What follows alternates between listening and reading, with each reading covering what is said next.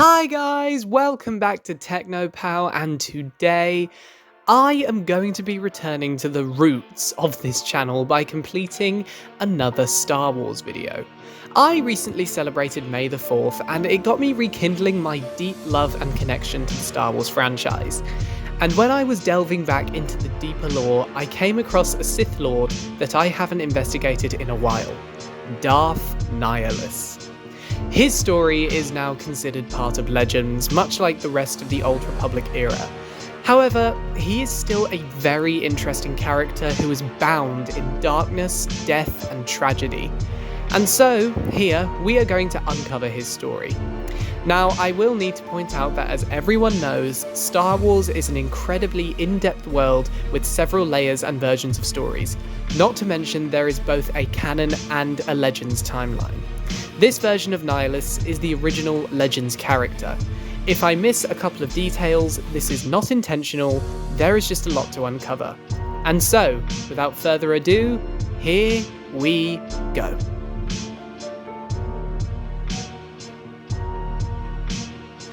The man who would later be known as Darth Nihilus was born a human male. Not much is known about his early life, nor his childhood or teenage years. All that is known is that he was alive during the conclusion of the Mandalorian Wars. During these battles, Nihilus unfortunately lost everything he held dear: friends, family, and even his will to live. His life changed forever when he found himself on the planet Malachor V in the year 3960 BBY, when the Republic's mass shadow generator superweapon was initiated on the planet's surface. This superweapon killed almost everyone on the planet's surface, but among the many who survived was Nihilus. The damage done by the weapon and the grief over the losses he suffered consumed Nihilus into developing an extremely dark persona, which also aided him in his survival. He was trapped on the planet by the artificially created shadows, and this is when Nihilus became ill.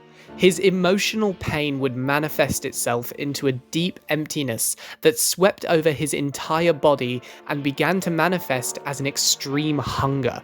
Nihilus discovered this when he unintentionally drained the life of another survivor.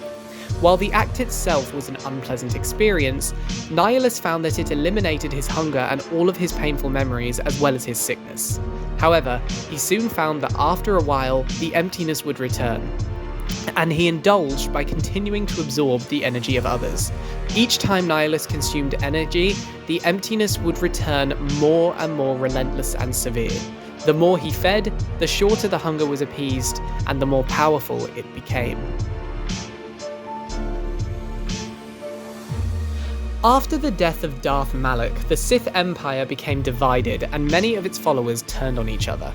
Nihilus was eventually discovered by a Sith Lord named Darth Traya, who was able to sense him as what was known as a wound in the Force.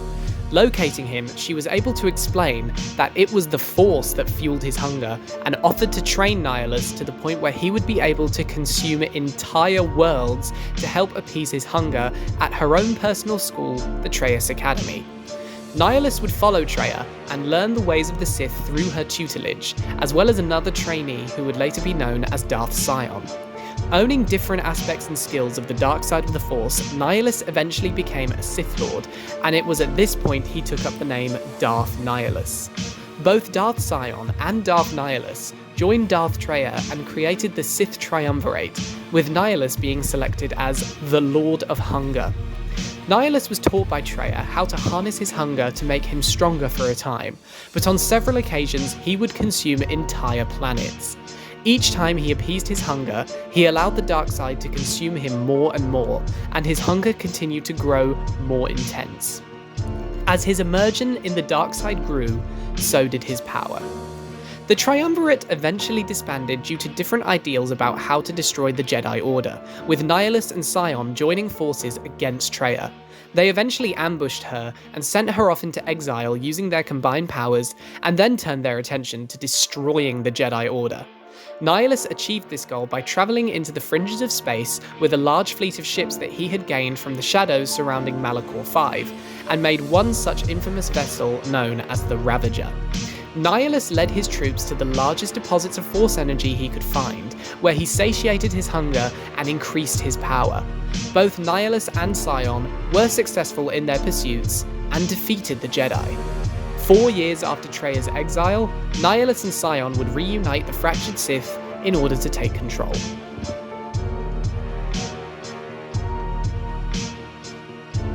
Nihilus, over the years, would become darker and darker and more powerful. He became so absorbed by the dark side of the Force and his hunger that his physical body became completely eroded. Knowing he would succumb to his death if this decay continued, Nihilus separated his spirit from his body and encased it in his famous armor and death mask, thus allowing the dark side to fully consume his body.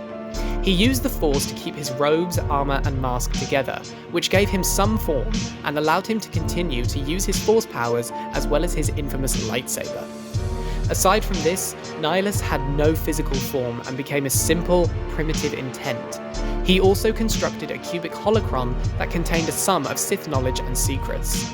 The Treya Academy continued to produce Sith Lords, Assassins, and Marauders, with Sion and Nihilus at the head of the game. Together, they spread death throughout the galaxy and turned many other Force sensitives to their cause.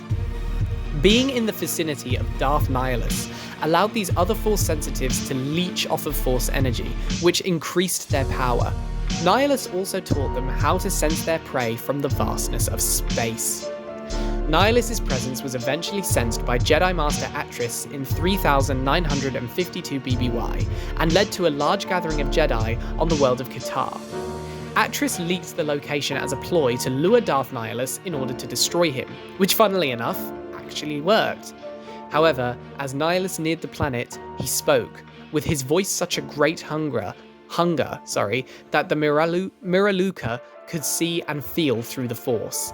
Nihilus's hunger overwhelmed them and obliterated the surface of Qatar, wiping out the entire colony and anything else that was touched by the Force. Darth Nihilus then destroyed what was left of the Jedi Order, but Atris herself didn't actually attend the meeting.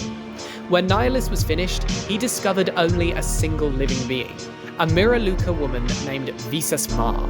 Putting her in a deep sleep, he brought her aboard his ship. Days later, she awoke and was aboard the Ravager, although completely healed.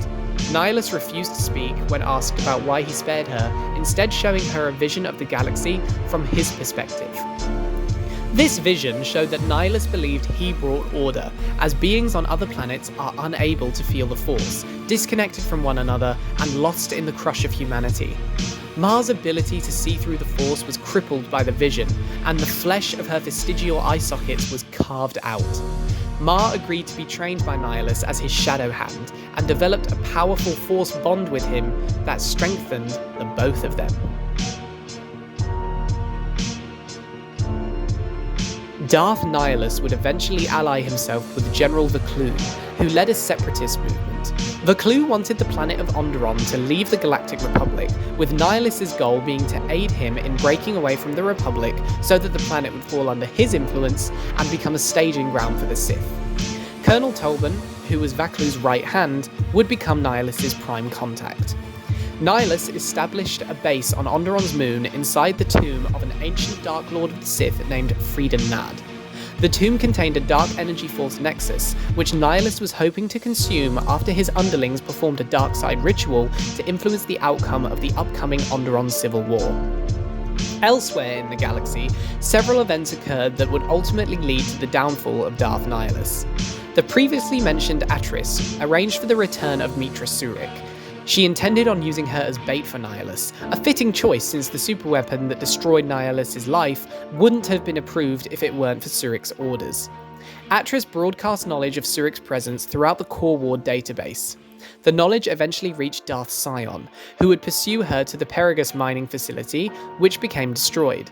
Additionally, the Telosian Restoration Project, which was an expensive pilot program for repairing the damage caused in the Mandalorian Wars, lost its main supply of fuel, which bolstered support for the Republic's sectionist movements on planets like Onderon. Interestingly, Surik found herself under the tutelage of Darth Treya, who had forsaken her Sith identity and retaken her original name, Kreia. Kreia would train and use Surik against the Sith, while Surik herself set on a quest to find any Jedi Masters who had survived the Mandalorian Wars, in order to take the fight to the Sith Lords who had destroyed the Order.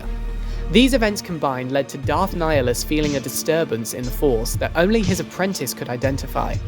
Ma was sent to defeat its source and bring the woman before Nihilus so that he could consume her.